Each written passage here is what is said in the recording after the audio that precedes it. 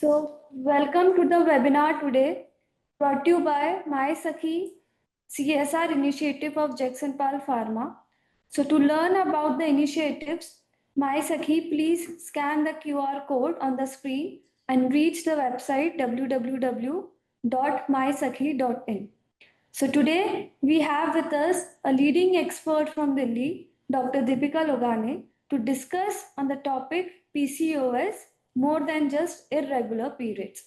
So, we welcome and thank all those who have joined as participants today.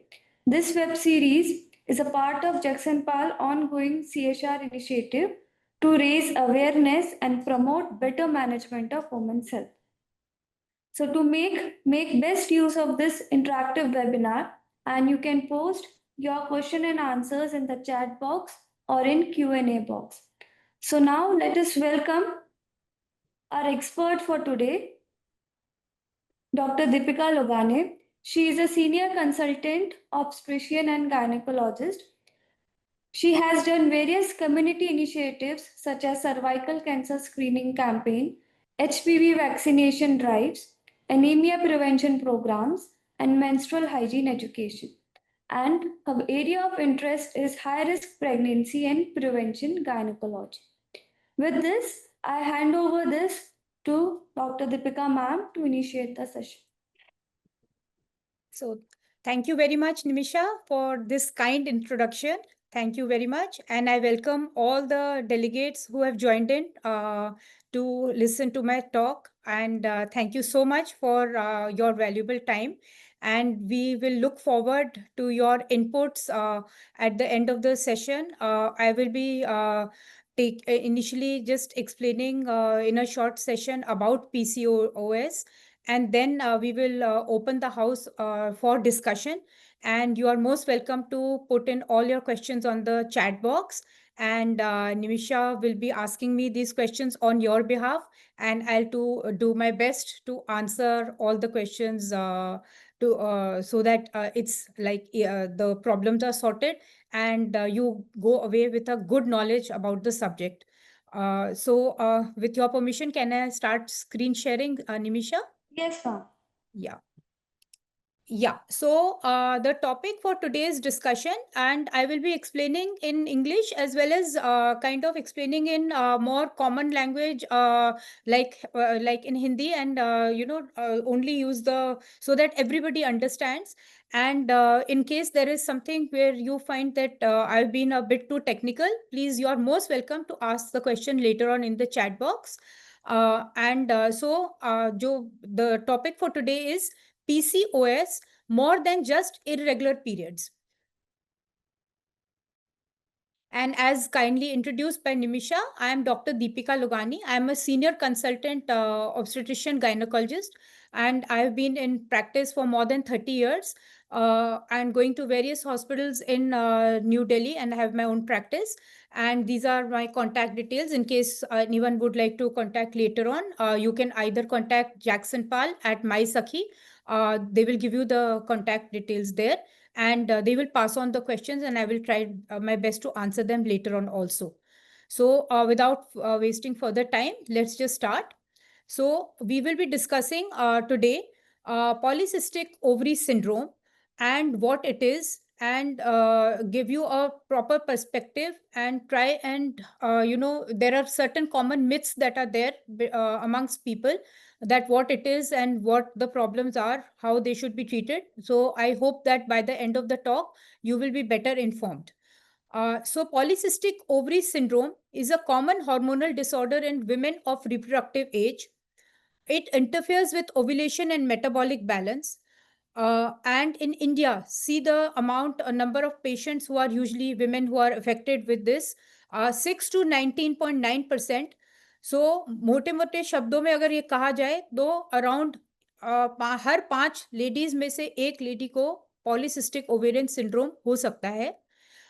And बहुत सारे cases, approximately 60-70% cases ऐसे हैं जहाँ पे इनका डायग्नोसिस हुआ ही नहीं है और वो पेशेंट्स लॉन्ग टर्म सफ़र कर रहे हैं, और उसके लॉन्ग टर्म कॉन्सिक्वेंसेस या जो प्रॉब्लम्स हैं वो उनके रिस्क पे हैं पेशेंट्स. तो ये पॉलीसिस्टिक ओवरी सिंड्रोम जो है, ये एक हार्मोनल डिसऑर्डर है। ये तो हम लोग कॉमन नॉलेज जानते हैं कि हार्मोन्स की कुछ तालमेल बिगड़ जाती है तो पॉलीसिस्टिक ओवरीज हो जाता है। और ये भी बहुत सारा थॉट प्रोसेस है कि रिप्रोडक्टिव एज ग्रुप के पेशेंट्स को प्रॉब्लम होती है। लेकिन अभी जैसे मैं अब आपको समझाऊंगी, तो ये एडोलेसेंट मतलब यंगर एज ग्रुप गर्ल्स के अंदर भी पाया जाता है। और जहाँ पे पेशेंट्स नियर टू मेनोपॉज हैं, जहाँ पे 45 प्लस एज ग्रुप जो है, उन लेडीज में भी पॉलीसिस्टिक ओवरी सिंड्रोम हो सकता है और उनके अंदर भी परेशानियां कर सकता है। जिस तरह से नॉर्मली बोला जाता है कि ये एक हार्मोनल डिसऑर्डर है, कॉमन इसके क्या-क्या चीज़ें इस हार्मोनल डिसऑर्डर में पाई जाती हैं। नंबर 1, इनफ्रीक्वेंट या प्रोलॉन्ग्ड मेंस्ट्रुअल पीरियड। तो यहाँ पे इनफ्रीक्वेंट मतलब कि साइकिल जो नॉर्मली महीने में 1 बार आती है, मेंसेस की साइकिल, और हम कहते हैं कि 28 दिन से लेके 35 दिन की cycle, 28 to 35 days cycle is a normal cycle. And ऐसे वाले पेशेंट्स में जिनमें पीसीओएस हो सकता है, ऐसे वाले पेशेंट्स में ये साइकिल्स 1.5 महीने में, 2 महीने में, कुछ लोगों में 3-3 महीने में, 4 महीने में 1 बार आती हैं। तो ये हमारा मतलब है कहने का कि इनफ्रीक्वेंट साइकिल्स आती हैं। किस कुछ पेशेंट्स के अंदर ये साइकिल इनफ्रीक्वेंट मतलब लेट ना होकर के जल्दी-जल्दी भी आ सकती हैं। इसके अलावा नेक्स्ट जो प्रॉब्लम पीसीओएस में पाई जाती है, वो है कि मेल हार्मोन जो एंड्रोजेंस हैं, टेस्टोस्टेरोन है, अगर इनका लेवल बढ़ जाए, इन पेशेंट्स में कॉमनली बढ़ सकता है। तो कुछ पेशेंट्स में मेल हार्मोन बढ़ने की वजह से अलग-अलग सिम्पटम्स स्किन के अंदर आते हैं, जो मैं अभी आपको डिटेल में बताऊंगी। इसके अलावा अल्ट्रासाउंड जब किया जाता है, तो ये ओवरीज का डायग्राम है, अगर आप देख पा रहे हैं। तो ओवरीज के अंदर छोटे-छोटे पेरिफेरी में मतलब ओवरी के बॉर्डर पे छोटे-छोटे सिस्ट दिखाई देते हैं। इस वहीं से इसका नाम पड़ा है, क्योंकि ये सिस्ट हैं, तो बहुत सारे छोटे-छोटे सिस्ट होते हैं। तो बहुत सारे सिस्ट को हम इंग्लिश में पॉली कहते हैं, और सिस्ट, सिस्टिक ओवरीज में होते हैं। तो इस तरह से नाम इसका पड़ा, पॉलीसिस्टिक ओवेरियन सिंड्रोम। अब यहाँ पे हमारा टॉपिक जो हम अभी डिस्कस करना चाह रहे हैं, कि ये टॉपिक में नॉर्मली हम लोग क्या समझते हैं कि जिनको पॉलीसिस्टिक ओवेरियन सिंड्रोम है या पीसीओएस है, उनको साइकिल्स इर्रेगुलर आते होंगे, जिस तरह से मैंने अभी फर्स्ट वाले स्लाइड में, इससे पहले वाले स्लाइड में एक्सप्लेन किया। लेकिन कुछ पेशेंट्स पॉलीसिस्टिक ओवेरियन सिंड्रोम के, और मैं अब इसको शॉर्ट में बोलूंगी पीसीओएस, ऐसे वाले कुछ पेशेंट्स में साइकिल्स रेगुलर आते हैं, लेकिन कुछ और प्रॉब्लम्स भी आ सकती हैं। तो ये एक हार्मोनल डिसऑर्डर है जिसमें मल्टीपल सिस्टम्स बॉडी के इफेक्ट हो सकते हैं। तो यस, ये बात है कि काफ़ी कॉमनली इर्रेगुलर मेंस्ट्रुअल साइकिल्स होते हैं, लेकिन इसमें मेटाबॉलिक प्रॉब्लम्स जैसे कि इंसुलिन रेजिस्टेंस, जिससे diabetes, blood pressure, metabolic syndrome, ये सब प्रॉब्लम्स भी पॉलीसिस्टिक ओवरी सिंड्रोम के पेशेंट्स के अंदर आ सकती हैं या होती हैं। सो अभी हम नेट नेट क्या बोल रहे हैं कि PCOS is not a simply a reproductive issue, it is a systemic endocrine dysfunction with chronic low level inflammation and usually has hormone imbalances, where the male hormones, that is androgen levels, are increased, and number of organs across multiple systems are affected. अब ये जो hormone imbalance जिसकी मैंने अभी बात करी, ये अगर आपको पता है कि एक फीमेल के अंदर मोस्टली जो है वो फीमेल हार्मोन जो कि ईस्ट्रोजन और प्रोजेस्टेरॉन, इनकी मात्रा ज़्यादा होती है। और जो मेल हार्मोन है, ऐसा नहीं है कि ज़ीरो होती है। फीमेल्स के अंदर, नॉर्मल फीमेल्स में भी टेस्टोस्टेरोन की कुछ वैल्यूज़ होती हैं, कुछ मेल हार्मोन्स होते हैं, लेकिन वो लोअर लेवल पे होते हैं। अब पीसीओएस वाले पेशेंट्स में ये मेल हार्मोन का लेवल थोड़ा-सा बढ़ जाता है। तो इसकी वजह से हार्मोन इम्बैलेंस आ जाता है। इसकी वजह से इर्रेगुलर मेंस्ट्रुअल साइकिल, जो मैंने जैसे बताया, या तो साइकिल्स लेट आ रही हैं, जो कि कॉमन सिम्पटम है, या कई दफ़ा किसी को शॉर्ट साइकिल थोड़ा जल्दी आने लग जाती हैं। इसके अलावा क्योंकि मेल हार्मोन की वैल्यू बढ़ जाती है, तो ओवरीज़ में जो हर महीने अंडा बनता है, जिसको हम ओव्यूलेशन कहते हैं, वो सही से नहीं बनता है, या बनता ही नहीं है। दूसरी चीज़, ये जो अंडा बनना शुरू होता है ओवरी में हर महीने, और नॉर्मल फीमेल्स में हर महीने ओव्यूलेशन होती है। पीसीओएस के पेशेंट्स में ये एग जो है ये ओवरी में बनते बनते ओवरी के अंदर कैप्चर हो जाता है और छोटी सी सिस्ट ब्लैक कलर का ये अल्ट्रासाउंड पे दिखाई देता है। छोटा सा एक राउंड सा ओवरी के अंदर दिखाई देता है। देखिए ये वाले डायग्राम में जो मैं पॉइंटर से दिखा रही हूँ। अब अगले महीने फिर अंडा बनना शुरू होता है, वो दोबारा से ओवरी से रिलीज नहीं होता, तो वो भी ओवरी के अंदर कैप्चर हो जाता है।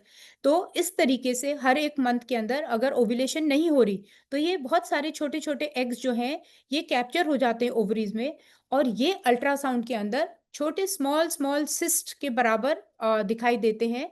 तो ओवरी के अंदर ये इसको हम पॉलीसिस्टिक ओवरीज कहते हैं। इसके अलावा ये हार्मोन इम्बैलेंस की वजह से, और जैसे मैंने बताया मेल हार्मोन टेस्टोस्टेरोन बढ़ने की वजह से चेहरे के ऊपर पिंपल्स आ जाते हैं, जिसको हम मतलब डॉक्टर की भाषा में एक्नी कहते हैं।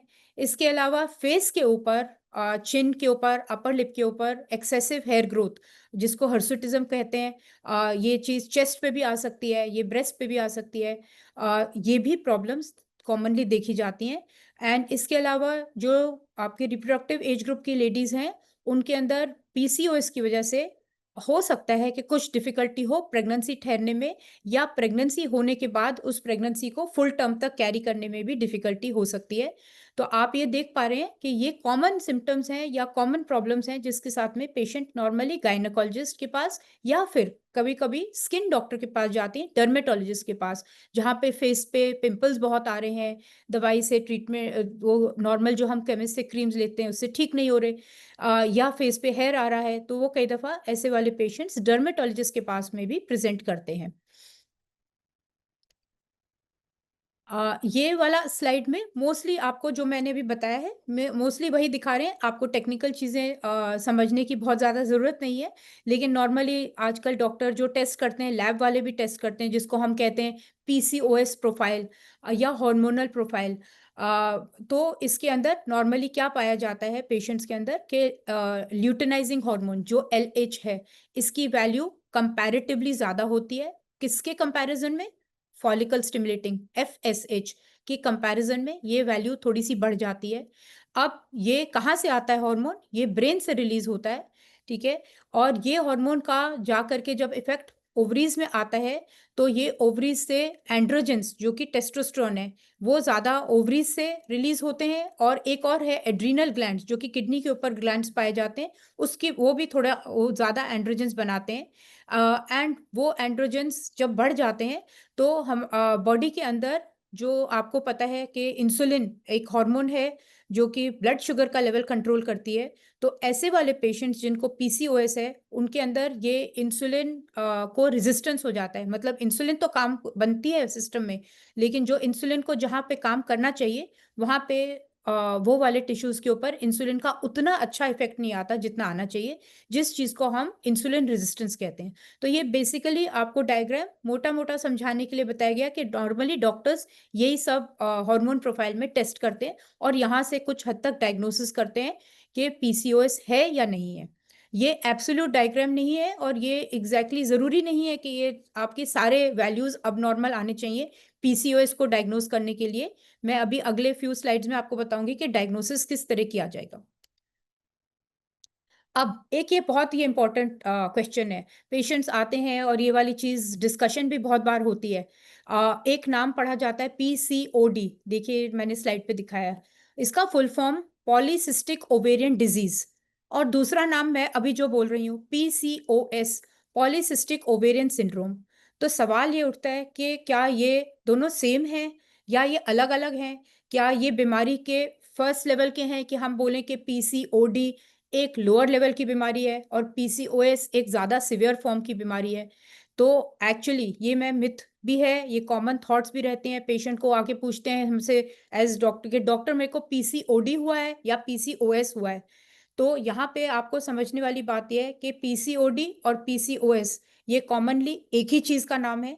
कॉमनली जो लोग कहते हैं उसको पीसीओडी बोलते हैं, लेकिन अक्रॉस ऑल ओवर वर्ल्ड जो गायनेकोलॉजिस्ट हैं, डर्मेटोलॉजिस्ट हैं, एंडोक्रिनोलॉजिस्ट हैं, बेसिकली सारी मेडिकल प्रोफेशन इसको पीसीओएस का नाम देती है। सो ये बेसिकली एक ही बीमारी का डिफरेंट नेम है। तो नॉर्मली हम आज की डेट में इसको प्रॉब्लम को पीसीओएस बोलते हैं। अब सवाल ये आया, जो भी अभी मैं बता रही हूँ, कि पीसीओएस एक हेल्थ प्रॉब्लम है, हार्मोन प्रॉब्लम है, तो ये कहाँ कहाँ पे इफेक्ट करेगा?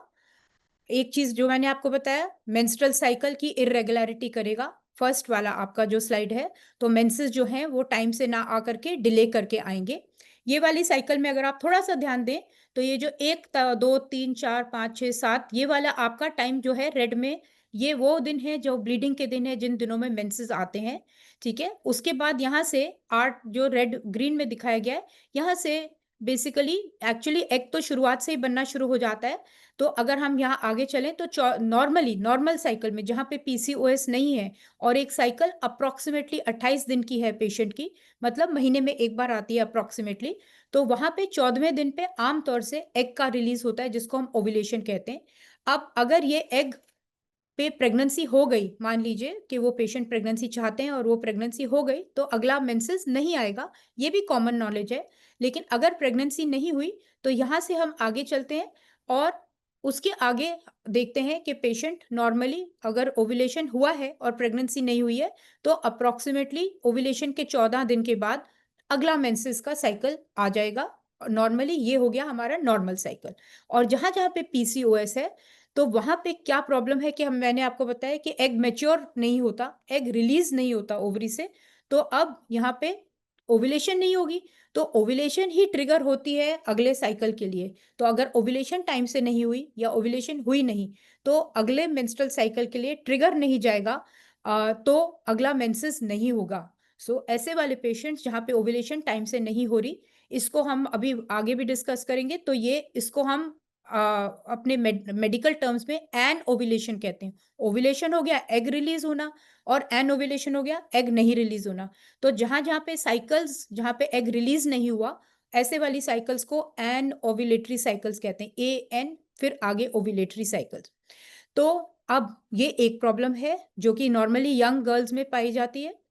आगे चलेंगे। अब अगर मान लीजिए ये वाले यंग गर्ल्स जिनके अंदर पीसीओएस है, या पीसीओएस बाद में डेवलप हुआ है किसी और थोड़ा सा और आगे एज ग्रुप पे, और वो पेशेंट मैरिड है, तो अब जैसे मैंने बताया, अगर ओव्यूलेशन नहीं होगी, तो ये पेशेंट प्रेग्नेंट कैसे हो पाएंगे? तो यहाँ पे ये वाले पेशेंट्स जो प्रेगनेंसी चाहते हैं और उनको पीसीओएस की प्रॉब्लम है, पॉसिबिलिटी है कि वो पेशेंट को प्रेगनेंसी ठहरने में डिफिकल्टी हो। ध्यान से इसके ऊपर प्लीज ध्यान दीजिएगा। मैं ये नहीं कह रही कि ऐसे वाले पेशेंट कभी प्रेग्नेंट नहीं हो सकते। ऐसे वाले पेशेंट्स प्रेग्नेंट कई दफा खुद से भी हो सकते हैं, जिस समय पीसीओएस कंट्रोल में अगर आ गया हो इलाज के बाद में, या फिर डॉक्टर की मदद से कुछ दवाइयों के बाद भी पेशेंट्स प्रेग्नेंट हो सकते हैं। लेकिन मैं ये कह रही हूँ कि हो सकता है कि उनको डिफिकल्टी हो प्रेगनेंसी के लिए। अब अगला ये वाला पॉइंट तो हम जानते ही हैं कि पेशेंट के हार्मोन इम्बैलेंस होता है। ये वाला पॉइंट मेटाबॉलिक हेल्थ जो फोर्थ वाली पिक्चर है, ये मैं अभी ज़्यादा डिटेल में अभी डिस्कस करूंगी। और आप लोग मोस्टली जानते हैं कि पीसीओएस में नॉर्मली एसोसिएटेड रहता है वेट गेन के साथ में, ओबिसिटी के साथ में, या हिंदी के शब्द में बोलें तो मोटापे के साथ में ये पीसीओएस भी एसोसिएटेड रहता है। अब आपसे ये चीज डिस्कस हो रही है कि इरेगुलर साइकिल्स जो हम कॉमनली जानते हैं, या पीरियड्स के बारे में हम जानते हैं कि पीसीओएस है, तो पेशेंट अज्यूम करते हैं या सब लोग अज्यूम करते हैं कि पीरियड्स में दिक्कत होगी। तो बहुत सारे पेशेंट हमारे पास आते हैं जिनको पीरियड्स में दिक्कत नहीं है, या माइल्ड दिक्कत है, लेकिन जैसे मैंने बताया, फेस के ऊपर एक्नी, मतलब आपका पिंपल्स आना, या फेस पे स्किन बहुत ऑयली होना, excessive facial hair, body hair, जिसको हम मेडिकल टर्म्स में हर्सुटिज्म कहते हैं, देखिए चेहरे पे, अपर लिप पे, हेयर लॉस। अगेन अगर एंड्रोजन्स होंगे ना सिस्टम में, ज़्यादा टेस्टोस्टेरोन ज़्यादा होगा, तो बाल झड़ने का भी प्रॉब्लम ऐसे वाली गर्ल्स को आता है। कुछ पेशेंट बाल झड़ने के प्रॉब्लम के साथ में भी डर्मेटोलॉजिस्ट के पास या गायनी के पास आते हैं। अगली चीज जैसे मैंने बताया पिछले वाले डायग्राम में, कि ऐसे वाले पेशेंट्स में नॉर्मली ओवरवेट या ओबेसिटी का प्रॉब्लम रहता है, और पेशेंट बहुत बार ये कंप्लेंट करते हैं कि हम पूरी तरह से कोशिश कर रहे हैं वेट कम करने की, लेकिन वेट कम हो नहीं पा रहा है। एंड ये वाला भी मैंने अभी आपको पिछले वाले स्लाइड में भी एक्सप्लेन करा कि डिफिकल्टी इन कंसीविंग, प्रेग्नेंट होने में डिफिकल्टी होना भी एक पीसीओएस का सिम्टम हो सकता है। इसके अलावा और क्या क्या और प्रॉब्लम्स आ सकते हैं? मूड स्विंग्स, एंग्जाइटी, डिप्रेशन, ये भी हार्मोन की तालमेल जो है वो अगर थोड़ी सी बिगड़ जाती है तो ये वाली सिचुएशंस भी आ सकती हैं। ऐसे वाले पेशेंट्स में कहीं कहीं पे, सब पेशेंट्स में नहीं होता है। स्लीप प्रॉब्लम्स आ सकते हैं। कुछ पेशेंट्स को जैसे मेंस्ट्रुअल साइकिल लेट आ रहे हैं तो वो पेशेंट आकर हमें बोलते हैं कि ब्लोटिंग हो रहा है, डाइजेस्टिव इश्यूज हो रहे हैं, थोड़ा खाना कम हजम हो रहा है, जैसे 2 महीना 3 महीना तक मेंसेस नहीं आए, तो ये भी कुछ एसोसिएटेड सिम्टम्स हैं। ये वाला जो डायग्राम है ये तो अल्ट्रासाउंड पे मैंने आपको बताया। ओवेरियन सिस्ट जो आपको बता रहे हैं, यहाँ पे प्लीज ये ध्यान दीजिएगा, जो बड़ा बड़ा सिस्ट आप समझते हैं कि ओवरीज में रसौली हो गई है या कोई बड़ी सी 3-4 सेंटीमीटर की कोई सिस्ट बन गई है, पॉलीसिस्टिक ओवेरियन सिंड्रोम में ऐसा नहीं होता है। मैंने आपको बताया कि पॉलीसिस्टिक ओवेरियन सिंड्रोम में अल्ट्रासाउंड वाले बहुत छोटी छोटी 3-4-5 मिलीमीटर की ये जो है एग्स जो रिलीज नहीं हुए ये नजर आते हैं, तो बहुत छोटे छोटे सिस्ट होते हैं। इनकी वजह से कोई पेन नहीं होता पेट में कि आप बोलें कि हाँ ओवेरियन के पीसीओडी में बहुत ज्यादा पेनफुल साइकिल आते हैं, ऐसा यूजुअली नहीं होता। इसके अलावा ये लास्ट है dark patches on the skin. ये भी किसी किसी टाइम पे जहां जहां पे इंसुलिन रेजिस्टेंस है, मैंने आपसे बताया कि वो भी एक प्रॉब्लम आती है, वहां पे कुछ पेशेंट्स को ये डार्क पैचेस भी स्किन के अंदर कहीं पे नेक में, बैक में और एक्जिला में, मतलब अंडर आर्म, ये वाली जगहों पे आ सकते हैं। अब यहाँ पे डिस्कशन ये है कि पीसीओएस यंग गर्ल्स में भी प्रॉब्लम कर सकते हैं। जो हमारे पास टीनेजर्स हैं, अनमैरिड, उनमें नॉर्मली इरेगुलर साइकिल्स और एक्ने के साथ ये वाले पेशेंट्स आते हैं। अडल्ट्स जो कि और मे बी 20 टू 35 वाला एज ग्रुप है, उनमें इनफर्टिलिटी, मेटाबॉलिक इश्यूज और वेट का जो ओबेसिटी है इसका इश्यूज आ सकते हैं। देन मिनोपॉज वाले एज ग्रुप जो 45 वाला एज ग्रुप से ऊपर है, ऐसे वाले पेशेंट्स में अगर पीसीओएस है तो ऐसे वाले पेशेंट्स में मेटाबॉलिक कॉम्प्लिकेशंस भी नॉर्मली पाए जाते हैं, क्योंकि वहां पे आपके मेंस्ट्रुअल साइकिल तो बंद हो गया या फिर उनका फैमिली तो ऑलरेडी कंप्लीटेड है, तो वो जो टिपिकल फाइंडिंग्स हैं पीसीओएस की, ये उस वाले एज ग्रुप में ना आकर के वो वाले patients normally metabolic complications, metabolic syndrome का हाई रिस्क रहता है उन पेशेंट्स में जहां पे पीसीओएस है। अब आपका सवाल ये होगा या क्वेश्चन ये है कि ये प्रॉब्लम आ क्यों रहा है, या ऐसा क्या कारण है, या क्या इसका एक कारण है? तो ये कहा जा सकता है इसके बारे में कि ये एक ही प्रॉब्लम, सिंगल प्रॉब्लम नहीं है। जैसे हम ये बोले ना कि टाइफाइड है तो टाइफाइड क्यों हो गया, बैक्टीरिया आया तो हमें टाइफाइड हो गया, या हमें मच्छर ने काटा तो हमें मलेरिया हो गया, तो वो एक सिंगल प्रॉब्लम है। पीसीओएस में बहुत सारी मल्टीपल चीजें हैं जो कि इसको पेशेंट्स को हाई रिस्क पे लाती हैं और प्रॉब्लम कर सकती हैं। इसी वजह से अगर हम थोड़ा सा ध्यान दें अपने लाइफस्टाइल में, तो अभी मैं बताऊंगी, तो ये कुछ हद तक प्रॉब्लम को हम कंट्रोल भी कर सकते हैं और इसको कुछ हद तक रिवर्स भी किया जा सकता है। तो ये एक चीज, जो फर्स्ट चीज आ रहा है कि जेनेटिक्स, तो पीसीओएस नॉर्मली फैमिलीज में रन करता है। तो बहुत बार देखा गया है कि अगर किसी घर में अगर एडोलेसेंट जो बच्चे हैं, बेटी है, उनको है, तो हो सकता है उनकी मदर को भी पीसीओएस रहा हो। और अभी आप ये नेक्स्ट बोलने वाले हैं कि नहीं, मदर को तो नहीं है या घर में किसी और को नहीं है, तो बहुत बार जैसे मैंने बताया कि 60-70% केसेस में ये अनडायग्नोज रहता है। तो आज से एक जनरेशन पहले ये पीसीओएस बहुत बार डायग्नोज भी नहीं हो पाता था, क्योंकि अल्ट्रासाउंड या इसके सिम्टम्स बहुत ज्यादा ध्यान में नहीं आते थे। देन आपको नेक्स्ट मैंने बताया इसका अगला रीजन या कारण पीसीओएस का, इंसुलिन रेजिस्टेंस। जो अभी बताया कि इंसुलिन तो बनती है लेकिन इंसुलिन जिन टिश्यूज पे काम करनी चाहिए उसके ऊपर वो सही से काम नहीं करती, तो ये भी एक कारण कि इसकी वजह से भी, इंसुलिन रेजिस्टेंस होने की वजह से भी पीसीओएस बनता है। देन नेक्स्ट इसका कारण अगर मोटापा है, ओबेसिटी है, तो ये भी पीसीओएस का कॉमन कारण है। Then again ethnic and geographic variation, मतलब हम ये बहुत बार देखते हैं कि जो साउथ एशियन और इंडिया में तो ये बहुत रैम्पेंट है, क्योंकि हमारे यहाँ पे जो पेशेंट्स, जहाँ पे भी पेशेंट्स अगर ओवरवेट हैं या ओबीस हैं, तो यहाँ पे ये वाला पीसीओएस की प्रॉब्लम ज़्यादा है। मोस्टली हम अर्बन पॉपुलेशंस में जहाँ पे लाइफस्टाइल डिफरेंट है, वहाँ पे ये देखा गया है। एंड ऑफ कोर्स उसका अगला कारण एक्सेस एंड्रोजन लेवल्स या मेल हार्मोन्स का ज़्यादा होना, ये एक और कारण है। अब ये इंपॉर्टेंट पॉइंट है कि how do we diagnose PCOS. तो अब लेटेस्ट 2023 में ये डायग्नोस्टिक क्राइटेरिया आया है। इस पे आपको टेक्निकल चीज है, बहुत ज्यादा ध्यान नहीं देना, फिर भी मैं मोटा मोटा एक्सप्लेन करूंगी। ऑब्वियसली डायग्नोसिस आपकी गायनेकोलॉजिस्ट करेंगी। लेकिन यहाँ पे आप देखिए important point, diagnostic criteria adults के लिए मेंशन्ड है। ये एडोलेसेंट मतलब यंग गर्ल्स 11, 12, 13, 14 साल की लड़कियों के लिए ये क्राइटेरिया वैलिड नहीं रहेगा। तो यहाँ पे अडल्ट्स जो है 19 साल से ऊपर के हम बोल के चलते हैं, इसके लिए डायग्नोसिस के लिए इरेगुलर या इनफ्रीक्वेंट ओव्यूलेशन या मेंस्ट्रुअल साइकिल, ये एक प्रॉब्लम। सेकंड, या तो क्लिनिकल या बायोकेमिकल फाइंडिंग्स ऑफ हाइपर एंड्रोजनिज्म, मतलब हाइपर एंड्रोजनिज्म बड़े बड़े शब्दों के पीछे हम नहीं जाएंगे। बेसिकली मेल हार्मोन की वैल्यू या तो बढ़ी हो, या तो लैब टेस्ट में बढ़ी हो, या फिर हमारे क्लिनिकल मेल हार्मोन ना भी बढ़ा हो ब्लड टेस्ट के अंदर, लेकिन हम क्या देख पा रहे हैं, एक्सेस हेयर जो कि फेस पे आ रहा है, चिन पे, साइड बर्न्स पे, यहाँ पे ब्रेस्ट पे, चेस्ट पे, या एक्नी, या फिर जैसे मैंने बताया लैब फाइंडिंग्स, ये कुछ भी इनमें से कुछ भी अगर आ रहा है तो हम बोलेंगे कि मेल हार्मोन्स की वैल्यू बढ़ी हुई है, जिसको टेक्निकल शब्दों में हाइपर एंड्रोजनिज्म बोलते हैं। थर्ड फाइंडिंग जो आप लोग कॉमनली देखते हो, अल्ट्रासाउंड की रिपोर्ट लेके पेशेंट हमारे पास आते हैं, कोई और प्रॉब्लम नहीं है, अल्ट्रासाउंड वालों ने लिख दिया आपको पॉलीसिस्टिक ओवरीज है, पेशेंट बहुत परेशान हो जाते हैं, उनको लगता है अब हमें बीमारी आ गई। तो ये थर्ड जो आप देख पा रहे हैं, पॉलीसिस्टिक ओवरीज की मॉर्फोलॉजी, मतलब ये अल्ट्रासाउंड वाले डायग्नोज करेंगे, आप और मैं नहीं देख सकते, अल्ट्रासाउंड वाले डॉक्टर देखेंगे।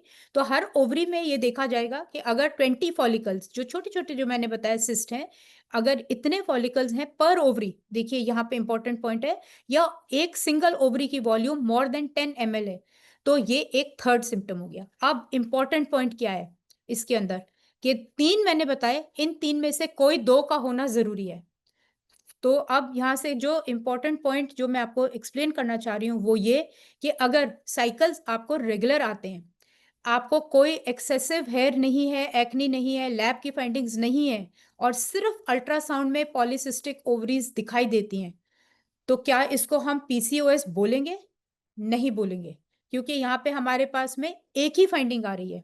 इसी तरीके से मान लीजिए कोई भी इस तरह का कोई एक सिम्टम आए कि इरेगुलर साइकिल्स हैं, लेकिन बाकी 2 सिम्टम्स नहीं है, बाकी 2 फाइंडिंग्स नहीं है, तो ऐसे वाले पेशेंट को भी हम पीसीओएस का डायग्नोसिस तो नहीं देंगे।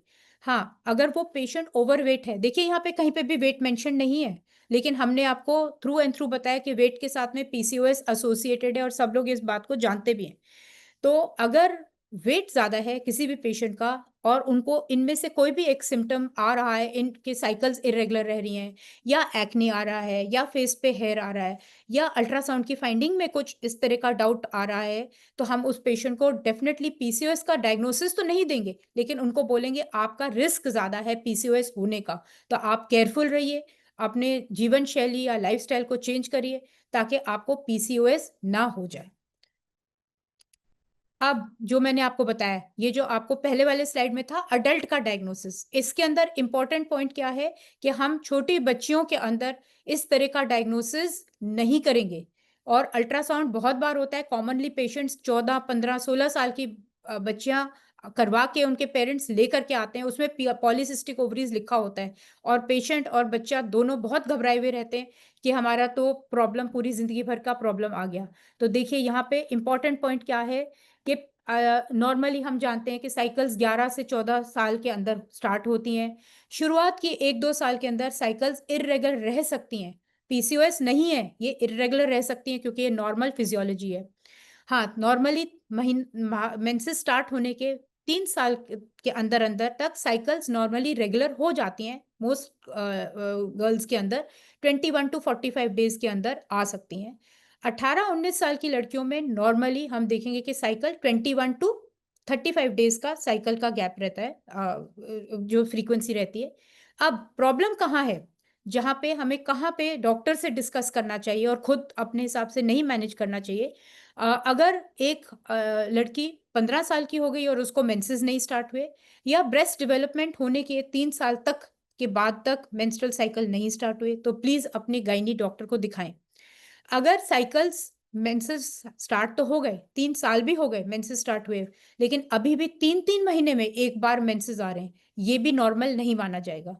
एंड अगर बहुत हैवी या बहुत ही ज्यादा पेनफुल साइकिल्स हैं, जहाँ पे पेशेंट को हर साइकिल में डॉक्टर से दर्द का इंजेक्शन लगवाना पड़ रहा है, तो भी प्लीज अपने गायनेकोलॉजिस्ट से डिस्कस करिए और इलाज स्टार्ट करिए या डायग्नोसिस करिए। हो सकता है कि पीसीओएस ना हो सकता है कोई और प्रॉब्लम हो।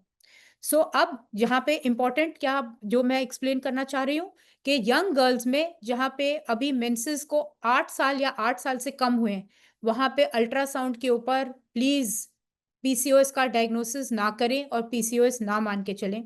और अगर लैब में या सिम्टम्स अगर आ रहे हैं तो गायनेकोलॉजिस्ट को कंसल्ट करें तुरंत से, अपने आप से डायग्नोसिस ना करें। अब जैसे मैंने ये ऑलरेडी डिस्कस कर लिया है कि मेंटल हेल्थ के इश्यूज आ सकते हैं, रिप्रोडक्टिव इश्यूज आ सकते हैं, मेटाबॉलिक इश्यूज आ सकते हैं। I am coming to metabolic issues, क्योंकि ये रिप्रोडक्टिव हेल्थ और मेंटल हेल्थ और ये सब चीजें, मेंस्ट्रुअल इरेगुलरिटीज, इनफर्टिलिटी, ये सब प्रॉब्लम्स हम अभी डिस्कस कर चुके हैं। अब देखिए, ये वाला मेटाबॉलिक सिंड्रोम किसी भी एज ग्रुप में हो सकता है, लेकिन ये नॉर्मली हम कब देख रहे हैं, जहां पे पेशेंट सोचते हैं कि हमें तो पीसीओएस नहीं है क्योंकि मेंसेस बंद हो गए या मेंसेस बंद होने का टाइम है, या फिर फैमिली भी कंप्लीटेड है, अब उनको कोई इनफर्टिलिटी का इश्यू भी नहीं है। तो पीसीओएस का क्या मतलब है या क्या इंपॉर्टेंस है? अब यहाँ देखिए पीसीओएस का क्या इंपॉर्टेंस है। अब अगर आपके अंदर, और ये सबके अंदर है, अगर पीसीओएस नहीं भी है तो भी इस चीज पे ध्यान दीजिए कि अगर आपके अंदर वेस्ट सर्कमफ्रेंस जो है वो इंक्रीज्ड है, और इंडियन जो गाइडलाइंस हैं उसके हिसाब से वेस्ट सर्कमफ्रेंस हमें जो नापना है वो विमेन के अंदर, लेडीज के अंदर मोर देन 80 सेंटीमीटर्स। कहाँ पे नापा जाएगा? आपका जो रिब केज है वहां, और आपका जो हिप की बोन है, इन दोनों के बीच में आपको नॉर्मल टेप मेजर से आपको वेस्ट का सर्कमफ्रेंस नापना है। अगर वो 80 सेंटीमीटर से ज्यादा है तो उसको हम अब्डोमिनल ओबेसिटी कहेंगे, एक क्राइटेरिया। सेकंड, हमने अपना ब्लड शुगर फास्टिंग दिया लैब में, उसकी वैल्यू 100 से ऊपर आ गई, या डायबिटीज ऑलरेडी है हमारे पास में, डायग्नोज डायबिटीज है। थर्ड, ब्लड प्रेशर अगर हमारा 130/85 मिलीमीटर मर्क्यूरी से ज्यादा है। नंबर 4, हमने अपना ब्लड टेस्ट कराया लिपिड प्रोफाइल का। आज की डेट में हम सारे ब्लड टेस्ट कराते हैं, बहुत शौक है हमारा को अपना ब्लड टेस्ट कराने का, जिसको हम कहते हैं हेल्थ प्रोफाइल, हेल्थ चेक के अंडर। तो अगर ट्राइग्लिसराइड्स का level more than equal to 150 milligram per decilitre है, तो ये fourth criteria. Number 5, HDL cholesterol, जो कि अच्छा कोलेस्ट्रॉल है, अब अगर इसकी value less than 50 milligram per decilitre है, ये भी आपके लिपिड प्रोफाइल की रिपोर्ट में ही आप देख पाएंगे। तो ये 5 मैंने सिम्टम्स बताए। अब इनमें से कोई भी अगर 3 है तो आपको मेटाबॉलिक सिंड्रोम है। इंपॉर्टेंट क्या है, क्या मेटाबॉलिक सिंड्रोम है, पीसीओएस है, या दोनों में से एक है? इट इंक्रीजेस, पीसीओएस खुद से इंक्रीज करता है risk of metabolic syndrome. Number 2, ये इंक्रीज करता है आपके रिस्क कि डायबिटीज हो जाएगी, बाद में हार्ट डिजीज हो जाएगी। तो ये वाले, सो इसलिए जो 40 से ऊपर की लेडीज हैं जिनको मेंसेस की प्रॉब्लम नहीं है या प्रेगनेंसी रिलेटेड कोई प्रॉब्लम नहीं है, रिप्रोडक्टिव इशू नहीं है, वो अपने आप को ये ना सोचें कि हमें पीसीओएस है तो क्या हुआ, या पीसीओएस जब तक हम उस समय तक पहुंच गए तो अब हम कुछ भी खा सकते हैं, कुछ भी वेट इंक्रीज कर सकते हैं। ये ना सोचें, क्योंकि आपका रिस्क अभी भी है। पीसीओएस है तो रिस्क है, लाइफ टाइम रिस्क है, metabolic syndrome, diabetes, heart disease, high blood pressure का। एंड सो ये वाले पेशेंट्स को आगे अपना ध्यान रखना चाहिए, हर तरह से पीसीओएस को, लाइफस्टाइल को मॉनिटर करना चाहिए। अब ये एक और पॉइंट है जो मैंने बताया कि पेशेंट को इनफर्टिलिटी की बात हम कर चुके हैं कि ऐसे वाले पेशेंट्स में पॉसिबल है कि प्रेगनेंसी ना ठहरे और डॉक्टर की हेल्प की जरूरत पड़े। लेकिन अब अगर प्रेगनेंसी हो गई और पेशेंट को पीसीओएस भी है, तो ऐसे वाले पेशेंट्स को भी ये मान के चलना चाहिए या इस चीज पे ध्यान रखना चाहिए कि ऐसे पेशेंट्स के अंदर कुछ हद तक थोड़ा सा हायर रेट्स हैं मिसकैरेज होने का, डायबिटीज डेवलप होने का ड्यूरिंग प्रेगनेंसी, जिसको हम जेस्टेशनल डायबिटीज कहते हैं, हाई ब्लड प्रेशर डेवलप होने का ड्यूरिंग प्रेगनेंसी, और कुछ पेशेंट्स के अंदर ग्रोथ रिस्ट्रिक्शन हो सकता है, बच्चे की ग्रोथ कम हो सकती है या थोड़ा प्री मेच्योर डिलीवरी हो सकती है। सो ये सब रिस्क हैं ड्यूरिंग प्रेगनेंसी। अब मोस्टली यहाँ पे जो दवाइयों का ट्रीटमेंट है वो तो आपको आपकी गायनेकोलॉजिस्ट ही सजेस्ट करेंगे कि क्या दवाई आपको किस पॉइंट ऑफ टाइम पे लेनी चाहिए, और इंडिविजुअल के हिसाब से, प्रॉब्लम्स के हिसाब से दवाई का ट्रीटमेंट दिया जाएगा। लेकिन यहाँ पे ट्रीटमेंट का जो बेसिक जो गोल्स हैं, कि अगर हमारे पास डिपेंडिंग ऑन के पेशेंट की क्या रिक्वायरमेंट है, अगर यंगर एज ग्रुप का पेशेंट है, वो हम इतना ही है कि उनको साइकिल्स इरेगुलर आ रहे हैं, तो उनका ट्रीटमेंट थोड़ा डिफरेंट होगा। एक उससे ऊपर का एज ग्रुप है जो कि एक पेशेंट प्रेगनेंसी चाहते हैं, उनका ट्रीटमेंट डिफरेंट होगा। और जैसे मैंने बताया, एक और ओल्डर एज ग्रुप का पेशेंट है जहाँ पे हाई रिस्क है diabetes, heart disease, blood pressure की, उनका मैनेजमेंट डिफरेंट होगा। लेकिन बॉटम लाइन क्या है, ये इंपॉर्टेंट, लाइफस्टाइल मॉडिफिकेशन, अपनी जीवन शैली को आपको जो भी है उसको चेंज करना, मतलब आपको रेगुलर एक्सरसाइज करना है, अपने डाइट के अंदर चेंजेस लाने हैं। अभी मैं वो दिखा रही हूँ उसका स्लाइड।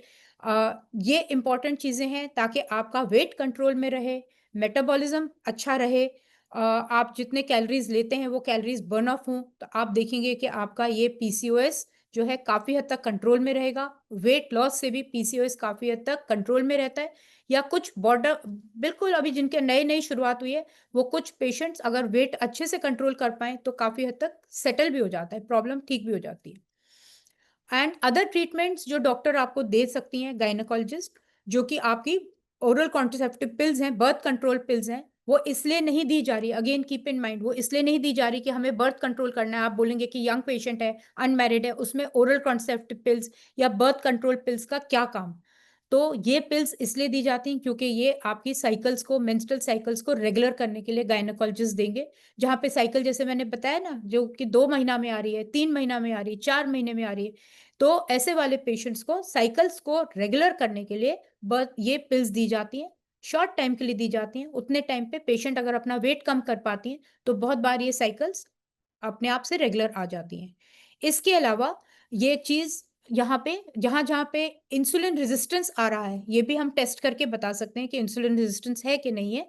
तो दवाई आती है जो कि डायबिटीज़ की दवाई मानी जाती है, मेटफॉर्मिन, लेकिन वो आपको अगर डायबिटीज़ नहीं भी है लेकिन पीसीओएस है, तो बहुत सारे डॉक्टर्स इंसुलिन रेजिस्टेंस को कंट्रोल करने के लिए देते हैं।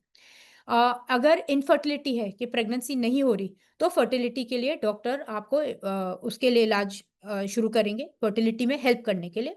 और लास्ट जो यहाँ पे मेंशन करा गया है, सर्जरी बहुत रेयरली करी जाती है। जहाँ-जहाँ पे हमारे ये सारे ट्रीटमेंट शुरुआत के फेल कर जाते हैं, और ये सिस्ट बहुत सारी होती हैं, जो मैंने आपको बताया ना, पॉलीसिस्टिक ओवरीज के 20-25 छोटे-छोटे, छोटे-छोटे सिस्ट हैं, सबके अंदर हार्मोन है। अब हमने सब दवाइयाँ दे दी लेकिन कुछ फ़ायदा नहीं हो रहा, तो फिर लैप्रोस्कोप दूरबीन के द्वारा ओवरीज में ड्रिलिंग करी जाती है। लेकिन क्या ये हर पेशेंट में करी जाती है? बिल्कुल नहीं।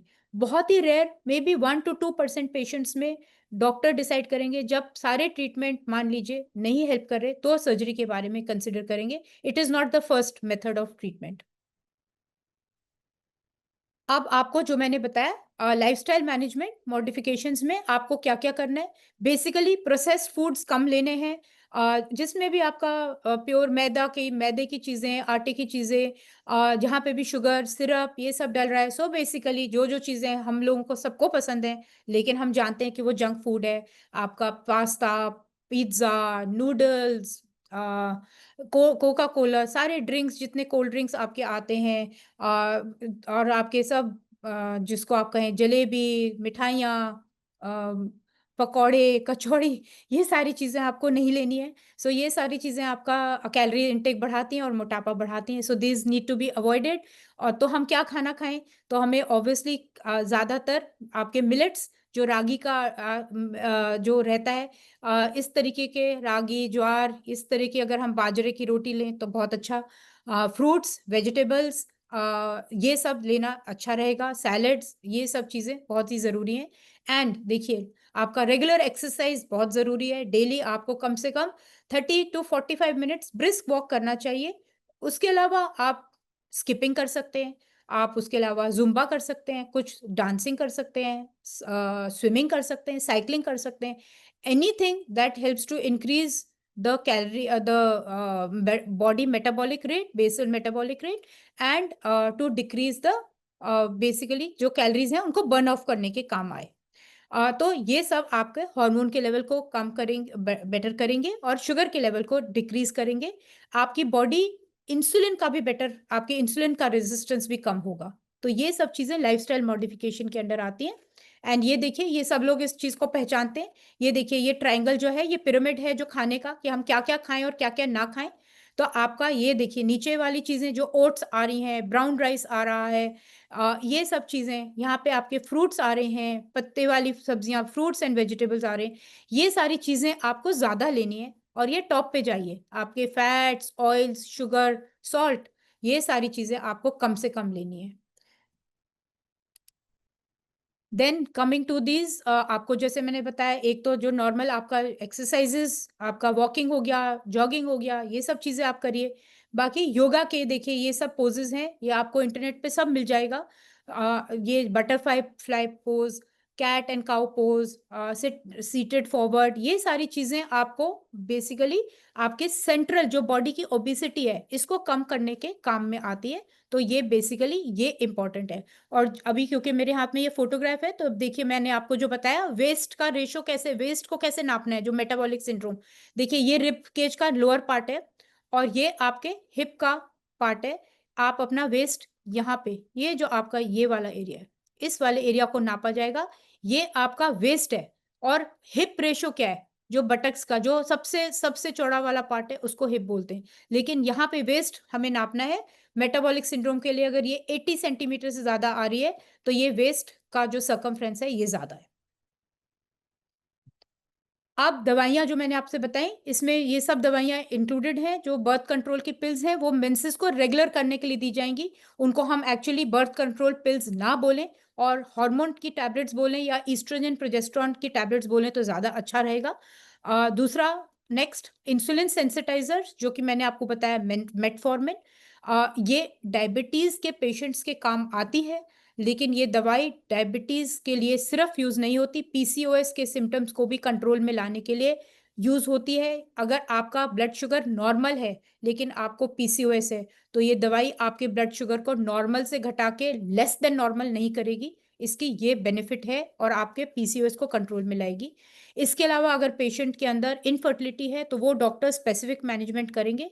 और जैसे मैंने बताया, अगर सर्जरी बहुत ही रेयरली हम यूज करते हैं।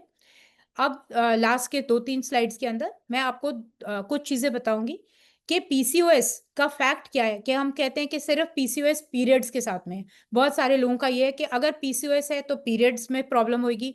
इसका ऑपोजिट है, अगर पीरियड्स रेगुलर है तो पीसीओएस की प्रॉब्लम नहीं है। ये एक मिथ है, ये करेक्ट नहीं है। फैक्ट क्या है कि अगर साइकिल्स में मेंस्ट्रुअल चेंजेस जो है, इरेगुलर साइकिल्स हैं कॉमन पीसीओएस में, लेकिन कई दफा साइकिल्स नॉर्मल भी रहती हैं। लेकिन insulin resistance, diabetes, heart disease, ये सब चीजों का भी प्रॉब्लम, मूड चेंजेस, ये भी पीसीओएस के साथ में लिंक्ड है। अगला मिथ जो है वो ये कि पेशेंट्स बिलीव करते हैं, या बहुत बार उनके पेरेंट्स भी बिलीव करते हैं, कि एक बार पीसीओएस हो गया तो हमारे घर में हमारी बेटी या बहू ये कभी प्रेग्नेंट नहीं हो सकती। प्लीज प्लीज, ये करेक्ट नहीं है। ठीक है, ये चीज ऐसा नहीं है। हमने ये कहा कि पेशेंट्स को हो सकता है कि प्रेग्नेंट होने में थोड़ा सा डिफिकल्टी हो, लेकिन पीसीओएस को बहुत हद तक कंट्रोल में लाया जा सकता है लाइफस्टाइल की मैनेजमेंट करके। As well as tablets available हैं जो कि हेल्प करेंगी एक पेशेंट को प्रेग्नेंट होने के लिए। तो ऐसा नहीं है कि जिसको पीसीओएस है वो कभी प्रेग्नेंट नहीं हो सकते, वो बिल्कुल प्रेग्नेंट हो सकते हैं। हो सकता है थोड़ा सा डॉक्टर की हेल्प की जरूरत पड़ जाए। अगला मिथ क्या है कि पेशेंट्स को होता है कि अल्ट्रासाउंड के ऊपर ओवरीज में सिस्ट अगर आएंगे तो ही हमें पीसीओएस है। तो मैंने आपको वो बता दिया क्राइटेरिया के हिसाब से, कि कई दफा होता है कि अल्ट्रासाउंड में फाइंडिंग नहीं है, लेकिन बाकी 2 फाइंडिंग्स आ रही हैं, तो भी हम पीसीओएस डायग्नोज कर सकते हैं। और यहाँ पे पेशेंट्स को लगता है कि सिस्ट होंगी बड़ी बड़ी अल्ट्रासाउंड के ऊपर, तो ये भी नहीं है करेक्ट। इसमें कोई रसौली या कोई ऐसा नहीं कि कुछ कैंसर बन रहा है सिस्ट के अंदर, कोई बड़ा सा जिसको हम कहते हैं ओवेरियन सिस्ट, ये वैसा वाला नहीं है। छोटे छोटे हार्मोन के कलेक्शंस हैं जो कि ओवरीज में पाई जाती हैं। और नेक्स्ट, ये बहुत ही इंपॉर्टेंट है। नॉर्मली लोग सोचते हैं कि पीसीओएस तभी होगा जब पेशेंट ओवरवेट है या जो पेशेंट मोटापे के साथ में है उसी को पीसीओएस है। तो ये भी ट्रू नहीं है। बहुत बार PCOS lean and thin patients में आता है। तो ये वाले पेशेंट जेनेटिकली कहीं ना कहीं जैसे उनके जेनेटिक्स में रहता है, तो ऐसे वाले पेशेंट्स में भी पीसीओएस हो सकता है। तो ज़रूरी नहीं है कि पेशेंट ओवरवेट होगा या मोटा होगा तो ही उनको पीसीओएस होगा। और सारी चीज़ें जिसके मैंने बताया कि एंड्रोजेंस का या इंसुलिन रेजिस्टेंस आपके लीन और थिन पेशेंट्स के अंदर भी हो सकता है। So now we are ending the almost at the end of the lecture. So what are the key takeaways? हम जैसे मैंने बताया पीसीओएस कॉमन है और इरेगुलर पीरियड्स के अलावा भी बहुत सारी चीज़ें पीसीओएस को कंट्रीब्यूट करती हैं या प्रॉब्लम्स कर सकती हैं। Fertility, weight, metabolism, skin, long term health, ये सब पीसीओएस के साथ में रिलेटेड है। अर्ली डायग्नोसिस करना ज़रूरी है। लाइफस्टाइल चेंजेस अगर हम करेंगे तो बहुत हद तक हम पीसीओएस से बच सकते हैं या हम इसको कंट्रोल में ला सकते हैं। ट्रीटमेंट इसका, जैसे अभी ये मेरे को पता है शायद इस तरह का सवाल आएगा, इसका ट्रीटमेंट क्या है? तो क्या इसका एक सिंगल ट्रीटमेंट है? नहीं है। तो ये डिपेंड करता है कि आपका क्या सिम्टम्स हैं और क्या आपकी ज़रूरतें हैं, क्या लाइफ का स्टेज है, कितनी एज है, उसके हिसाब से ट्रीटमेंट आपकी डॉक्टर डिसाइड करेंगे। सर्जरी बहुत रेयरली यूज़ होता है। तो आपको डॉक्टर के पास कब जाना चाहिए? जब आपके या तो साइकिल्स इर्रेगुलर हों या जैसे मैंने बताया स्किन चेंजेस में severe acne, pimples, excessive hair growth, weight issues आ रहे हैं, तो इनफर्टिलिटी आ रही है, तो आपको प्लीज डॉक्टर्स को कंसल्ट करना है। क्या नहीं करना? Please don't self medicate and do not only rely on Google और सोशल मीडिया, जहाँ पे डॉक्टर एडवाइस नहीं दे रहे लेकिन और कोई और इन्फ्लुएंसर्स एडवाइस दे रहे हैं या कुछ अपने हिसाब से बता रहे हैं कि हमने ये किया तो आप भी ये करिए। प्लीज़ इनको नहीं फॉलो करिए। अगर कोई प्रॉब्लम है तो please seek advice from the nearest gynaecologist जो भी आपके आसपास में है। उनसे एडवाइस डिस्कस करिए कि आपको क्या इलाज की ज़रूरत है या आपको क्या सिर्फ सिंपल लाइफस्टाइल मैनेजमेंट से ही मैनेज हो जाएगा। एंड हेल्दी लाइफस्टाइल चॉइसेस अपनाइए। These would be the foundation of treatment. So I thank you for your patient listening, and I hope this lecture brought some new perspectives. And आपकी अगर कोई myths हैं तो I've been able to answer some of your doubts and queries. And I would welcome any questions that are there now. So I'll stop sharing. So Nimisha? Yes, ma'am. Yeah. Thank Hi. you so much, ma'am, for this insightful session. Ma'am, we have certain questions in our chat box. Yeah. So the first question we have is, my periods are not regular and I skip for months. So does it means I have PCOS? So has she said about her age or not? She said her age is around 26 years. Okay. So yes, what the question that you are asking is correct. If the periods are coming every 3 to 4 months, that, as I told you, that would not be normal in any person, even at the age of 15, 16 years. So if you are 26 years of age, that would not be considered normal at all. So I would urge you to seek advice from a gynecologist. Yes, it could be the beginning or it could be PCOS. But as I told you just now, with all the diagnostic criteria that are there, so definitely you would require an ultrasound. So the ultrasound should be able to give you some diagnosis. See, एक criteria तो meet हो गया, जो first वाला irregular cycle, वो तो आपका meet हो गया. I'm answering for this patient. And then now if you get an ultrasound done and an ultrasound doctor is able to see polycystic ovaries, जो मैंने आपको specific बताया, वो लोग लिखते हैं देख करके. So if they meet, if they say that if it is looking polycystic ovaries, then surely you would be having polycystic ovaries. And in any case, we would still tell you to go and visit a gynecologist so that the correct advice and treatment can be started for you. Right, ma'am. Another question we have is कि PCOS के शुरुआती लक्षण कौन से हैं that women should not ignore? Yeah, so that's a very very good question. So as I told you, अगर हमारे पास young patient है तो हम जैसे 16-17 साल की, 18 साल की, तो मैंने बताया कि PCOS उनको हम वहाँ पे डायग्नोसिस तो नहीं करते क्योंकि वो यंग पेशेंट है, हम कहते हैं कि उनमें इरेगुलर साइकिल्स भी आ सकते हैं। कई दफा अल्ट्रासाउंड पे भी ना अल्ट्रासाउंड वाले डॉक्टर लिख देते हैं कि पॉलीसिस्टिक ओवरीज दिख रही हैं, वो एक्चुअली पॉलीसिस्टिक ओवरीज नहीं होती, there is something which is called as multicystic ovaries, जो कि फिजियोलॉजिकल है, वो बीमारी नहीं है। तो इस तरह की चीजें भी देख करके पेरेंट्स एकदम परेशान हो जाते हैं या लड़की खुद परेशान हो जाती है। तो हम ये कहेंगे कि यंग पेशेंट्स में तो इन वाले चीजों को नहीं इंपॉर्टेंस दी जाती, लेकिन अगर आपका वेट ज्यादा है, तो ओबिसिटी अगर है तो फिर ध्यान देना है, ओवरवेट है, ओबीस है तो फिर ये चीज। इसके अलावा अगर साइकिल जैसे मैंने बताया कि 2-3 महीना में एक बार आ रहे हैं, कि आपकी एज 15-16 साल से ऊपर है, मेंस्ट्रुअल साइकिल को स्टार्ट हुए 3 से 4 साल ऑलरेडी हो गए हैं, लेकिन साइकिल्स रेगुलर नहीं है, तो भी आपको ध्यान देना चाहिए। तो ये सारी चीजें अर्ली एज ग्रुप में। देन अगेन जहां जहां पे ये बहुत ही इंपॉर्टेंट है, जहां पे अब पेशेंट एक मैरिड पेशेंट है, मैरिड पेशेंट अभी हो सकता है उनको प्रेगनेंसी नहीं चाहिए, लेकिन उनकी साइकिल्स इरेगुलर हैं, उनको वेट भी ज्यादा है, नॉर्मल से कहीं ज्यादा है, तो ये वाले भी आपके अर्ली सिम्टम्स होंगे। इसके अलावा जैसे स्किन के चेंजेस मैंने बताया, एक् के पिंपल्स आ रहे हैं, आपकी कॉमन जो मेडिकल शॉप्स में जो दवाइयाँ मिलती हैं, ट्रीटमेंट के लिए क्रीम्स मिलती हैं, वो लगाने से ठीक नहीं हो रहे, बहुत ज़्यादा पिंपल्स हैं, मेंस्ट्रुअल साइकिल इरेगुलर है, फेस पे हेयर आ रहा है, तो बार बार आपको ब्यूटी पार्लर जाना पड़ रहा है हेयर के लिए, तो यहाँ पे आपको यहाँ पे अलर्ट लेवल पे तो डेफिनेटली आ जाइए कि ये वाली चीज़ें शुरुआत के सिम्टम्स हो सकते हैं, तो आप अलर्ट हो जाइए और जा करके डिपेंडिंग ऑन कि आप कहाँ पे प्लेस्ड हैं, क्या सिचुएशन है, आप किसी भी डॉक्टर से एडवाइस लीजिए। अगेन मैं आपको रीइटरेट करूंगी कि गूगल से या एआई से डायग्नोसिस करके ट्रीटमेंट ना स्टार्ट करें। Right. Next question is PCOS inherited? या so that is again very very important. मैंने आपको बताया जेनेटिक इसके है कुछ हद तक, तो कुछ हद तक ये पीसीओएस इनहेरिटेड या जेनेटिक प्रोबेबिलिटी या रिस्क रहेगा। तो जहां जहां पे पेशेंट्स में उनकी मदर्स को पीसीओएस है, या मदर्स या आंट्स या घर के अंदर और फैमिलीज हैं, तो फैमिली के अंदर जो कि आपके मतलब इमीडिएट ब्लड रिलेटिव्स में कहीं पे पीसीओएस है, तो वो वाले पेशेंट्स के अंदर ये चांसेस हैं कि ये जेनेटिक प्रॉब्लम जा सकती है। You should be again careful ऐसे वाले पेशेंट्स के अंदर, कि ज़रूरी नहीं है कि आपको देखिए ऐसे तो डायबिटीज़ भी इनहेरिटेड मानी जाती है, हाई रिस्क है। जहाँ जहाँ पे पेरेंट्स को, फादर मदर को ब्लड प्रेशर की प्रॉब्लम है, वो भी कुछ हद तक हाई रिस्क रहता है, ऐसे वाले बच्चों में भी जा सकती है। तो अगर हम ऐसे पेशेंट्स को ये ध्यान रखना है कि आपको अपना लाइफस्टाइल मैनेज करना है, वेट को ना बढ़ने दें, तो ये सब चीज़ें फिर आप बच सकते हैं पीसीओएस से।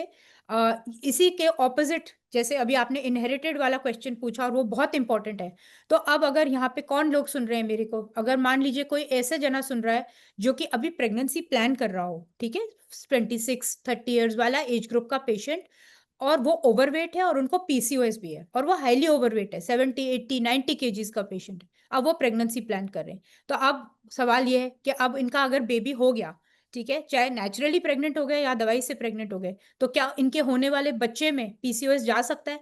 तो जा सकता है। वाई? बिकॉज उन्होंने विरासत में दे दिया अपने बच्चे को, क्योंकि वो यहाँ से पीसीओएस लेकर के आपका हाई रिस्क वाला, मतलब बच्चा थोड़ी ना पीसीओएस के साथ पैदा होगा, लेकिन उसमें रिस्क चला गया। तो ऐसे वाले पेशेंट्स को भी, जहाँ पे उनके पास कुछ टाइम होता है प्रेगनेंसी को प्लान करने के लिए, मान लो 25-26-27 ईयर्स की लेडीज आती हैं, पीसीओएस भी है, ओवरवेट भी है, तो हम नॉर्मली उनको कहते हैं कि आप प्लीज थोड़ा सा टाइम निकालिए, 6 महीने का, 1 साल का, अपने आप को फिट बनाइए, वेट कम करिए, और फिर उसके बाद प्रेगनेंसी को प्लान करिए, तो आपके होने वाले बच्चे को ये पीसीओएस का रिस्क कम जाएगा। Right. Next question is, does having PCOS always mean difficulty in getting pregnant? When should some with irregular periods or weight gain visit a doctor to check for PCOS? So number 1, first part of the question के PCOS में, in case PCOS is there, तो everybody will have a trouble in becoming pregnant, that is not correct. It will depend on the degree of PCOS. As I told you, if the cycles are regular, then most probably that patient might be having regular ovulation also, मतलब egg बन रहा है। PCOS किस तरह से हमने diagnose करा कि उनके कुछ हद तक अल्ट्रासाउंड में कुछ फाइंडिंग्स आ रही थी, साइकिल्स तो रेगुलर थी, लेकिन हमारे को एंड्रोजेंस मेल हार्मोन का वैल्यू ज्यादा मिल गई, कहीं पे फेशियल हेयर थोड़ा ज्यादा है, कुछ पिंपल्स आ रहे हैं, border line kind of disease है। तो ऐसा वाला पेशेंट बहुत बार कंसीव कर जाता है, दैट मीन्स कोई प्रॉब्लम नहीं है प्रेग्नेंट होने में।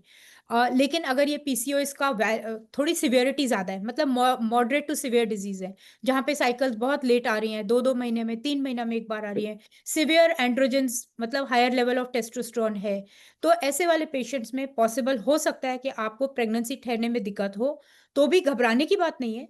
आप अगर डॉक्टर के पास जाएंगे तो डॉक्टर पहले तो आपको यही वेट लॉस करने का ही एडवाइस देंगे, लेकिन डॉक्टर्स के पास में, हमारे पास में मेडिसिन हैं जो आपको प्रेगनेंसी ठहरने में हेल्प करेंगे और आप प्रेग्नेंट हो सकते हैं। हाँ, थोड़ा सा इलाज की जरूरत पड़ सकती है, थोड़ा सा टाइम भी लग सकता है, तो पर प्रेगनेंसी हो सकती है। हम ये नहीं कहेंगे कि एक पेशेंट जिसको आज की डेट में पीसीओएस है वो कभी प्रेग्नेंट हो नहीं सकता, या ऐसे वाला पेशेंट कभी मां नहीं बन सकती, ऐसा नहीं बोलेंगे। इसका इलाज अवेलेबल है और इलाज प्रॉपरली अवेलेबल है, सिर्फ आपको राइट टाइम पे इलाज स्टार्ट कराना है। और इसका सेकंड पार्ट क्या था, उन्होंने बोला, क्या पूछा था? कि when should someone with या irregular periods or weight gain visit a doctor? या so in case the irregular period, as I told you, अगर आपके साइकिल्स आ रही हैं परपेचुअली, कि हर आपको लगता है कि हर 2-3 महीना में एक बार आ रही है, हर 3 महीना में आ रही है, तो आप प्लीज विजिट करिए डॉक्टर को। उसको ये नहीं करिए कि अच्छा, आप मेरे पास आते हैं पेशेंट, बोलते हैं जी साइकिल इरेगुलर आ रही है, हम बोल रहे हैं कब से, तो कहते हैं जी 4 साल से हो गया, 5 साल से हो गया। तो अब ऐसे वाले पेशेंट वेट कर रहे हैं, किस चीज के लिए वेट कर रहे हैं पता नहीं, क्योंकि साइकिल इरेगुलर है तो ये प्रॉब्लम करेगा, और मोस्ट प्रॉब्ली ये पीसीओएस का कहीं ना कहीं शुरुआती सिम्टम है। इसके अलावा आपके बाकी जितने भी ये जो मैंने बताया, फेशियल हेयर है, हेयर का झड़ना, एक्नी आ रहा है, ये सारी चीजें आपके ये भी प्रॉब्लम्स बताएंगे। वेट का जैसे सवाल को क्वेश्चन पूछा कि अगर आप हाईली ओवरवेट हैं तो साथ में साइकिल्स भी इरेगुलर हैं, तो ऐसे वाले पेशेंट्स को भी डॉक्टर से एडवाइस लीजिए। वो आपका बेसिक इन्वेस्टिगेशंस लैब के और अल्ट्रासाउंड कराएंगे। अगर पीसीओएस होगा, मैं अपने हर पेशेंट को बोलती हूँ, इसका ये मतलब नहीं है कि अगर पीसीओएस आ गया तो आपके ऊपर हमने लेबल लगा दिया कि आपको तो पीसीओएस है। हम ये बोलते हैं कि आपको पता चल जाएगा ना, अगर आ जाएगा रिपोर्ट में, तो हम आपको सेंसिटाइज कर पाएंगे वेट का मैनेजमेंट करने के लिए, सही तरीके की डाइट लेने के लिए, एक्सरसाइज करने के लिए। आप अगर 6 महीने से 1 साल भर अपना ध्यान रखेंगे और आप 5 से 10% वेट भी कम करेंगे, तो बहुत बार ये पीसीओएस बैकग्राउंड में चला जाता है, कुछ कुछ पेशेंट्स में ये ठीक भी हो जाता है। तो what am I talking when I am saying 5 to 10%? एक मान लीजिए 80 केजीज की लेडी है, ठीक है, बच्ची है, जो भी एज ग्रुप की है, 80 केजीज ओवरवेट है, ठीक है, ओबीस है, इसके ऊपर कोई डाउट नहीं है। तो अब इनको मैं कितना वेट कम करने के लिए बोल रही हूँ? 5 to 10%, 4 से 8 किलो अगर ये वेट कम करते हैं, 80 केजीज वाला इंसान अगर 75 किलोग्राम का हो जाएगा, तो बहुत बार आप देखेंगे इरेगुलर साइकिल्स कंट्रोल में आ जाएंगी। 75 भी ज्यादा ही है, तो हम उनको ये बोलेंगे कि आप साल भर का टाइम निकालिए और कम से कम 8 से 10 किलो वेट कम करिए, तो आपका काफी हद तक प्रॉब्लम सेटल हो जाएगी। और ऐसे वाले पेशेंट्स में बहुत बार फर्टिलिटी रिस्टोर हो जाती है, कि अगर थोड़ा बहुत डिफिकल्टी थी फर्टिलिटी की, तो ये पेशेंट खुद से प्रेग्नेंट हो जाते हैं। Correct. Another question is, can PCOS happen only to obese patient? ये भी मैंने अभी I did talk about it, but I again explain. तो पीसीओएस सिर्फ ओबीस पेशेंट्स में नहीं है। अब हाँ, ओबीस पेशेंट में कॉमनली होता है, दैट इज राइट, कि मोस्टली 60-70-80% पेशेंट्स में ओबीस ही होंगे और साथ में पीसीओएस होगा। लेकिन हमारे पास आते हैं अप्रोक्सीमेटली 20-30% केसेस आ जाते हैं जहाँ पे पीसीओएस है, लेकिन वो पेशेंट बिल्कुल, उनका वेट और ये सब बिल्कुल adequate for height and age है। तो लीन पेशेंट, कमजोर मतलब कमजोर नहीं, लेस अंडरवेट पेशेंट्स के अंदर भी पीसीओएस रहता है। अब ये वाले पेशेंट जो है, इनमें मोस्टली जेनेटिक रीजन रहता है। तो ऐसे वाले पेशेंट्स में इस तरीके से हो सकता है कि लीन एंड थिन पेशेंट्स में भी पीसीओएस हो सकता है। So our next last question we have is, ma'am, does PCOS go away after menopause? That is what again what I just said, कि PCOS does not go away after menopause, क्योंकि मैंने वही बोला, ये normally हमारा thought रहता है कि PCOS, जैसे मैंने बताया, PCOS में क्या है, इरेगुलर साइकिल, ये आपने पिक कर लिया, सब लोगों को है इरेगुलर साइकिल मतलब PCOS, ठीक है। इनफर्टिलिटी हो सकती है PCOS। अब ये पेशेंट यहाँ से PCOS जो भी था या बाद में डेवलप हो गया, 35-40 वाला एज ग्रुप पे, या तो डेवलप हो गया, या ये पेशेंट जो भी है वहां से पहुंच गए 40 के एज ग्रुप पे, 45 के एज ग्रुप, मेनोपॉज हो गया, अब इनको साइकिल तो आएंगे नहीं, तो इरेगुलर साइकिल की प्रॉब्लम खत्म। बच्चे इनके हो गए बड़े बड़े, अब वो भी प्रॉब्लम खत्म। अब क्या इनको पीसीओएस हो नहीं सकता, या अगर है तो क्या वो बॉदर करना बंद कर दें, खाना शुरू कर दें सारी वो चीजें जो हमने मना करी हैं, एक्सरसाइज भी बंद कर दे और मोटे हो जाए? नहीं। तो ये क्योंकि मैंने बताया कि पीसीओएस अगर है तो ये आपका चांस बढ़ाता है टू डेवलप डायबिटीज। इस वाली एज ग्रुप में ही तो होती है diabetes, heart disease, high blood pressure, और एक और चीज जो मैंने यहाँ पे कहीं ना कहीं स्लाइड्स में मिस हो गई, of developing uterine cancer, uterus बच्चेदानी का कैंसर के चांसेस भी इस वाले एज, क्योंकि ये वाला एज ग्रुप में कैंसर बनते हैं 45, 50, 60 वाले एज ग्रुप में बनते हैं, तो जहां जहां पे पीसीओएस है वहां पे इनका थोड़ा सा रिस्क बढ़ जाता है।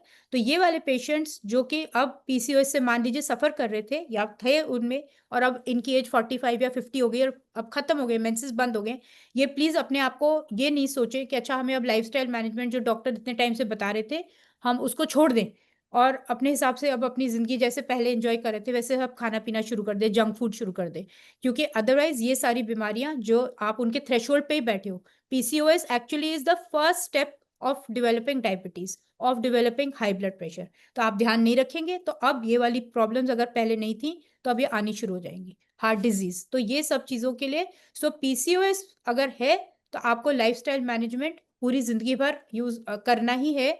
आप इसको प्लीज मेनोपॉज के टाइम पे छोड़ ना दें। Right, ma'am. So we are done with our questions, ma'am. Okay, So we can go for the closing of our webinar. yeah.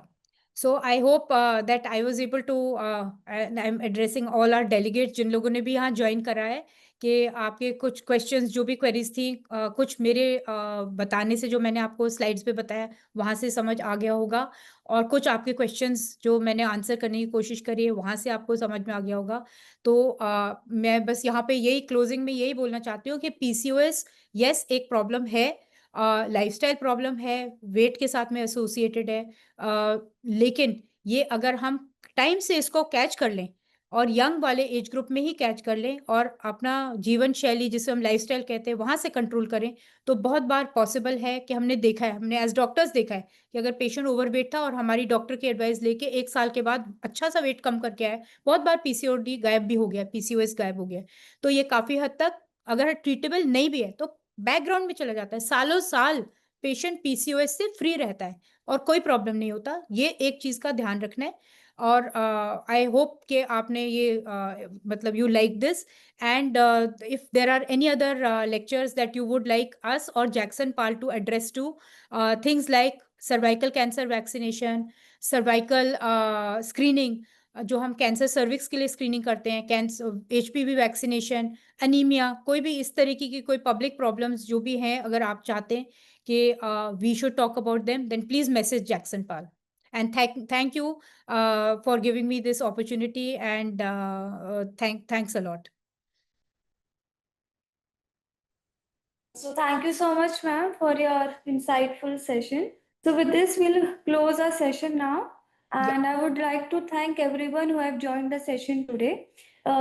This recording of this public webinar will be available on the website known as mysakhi.in.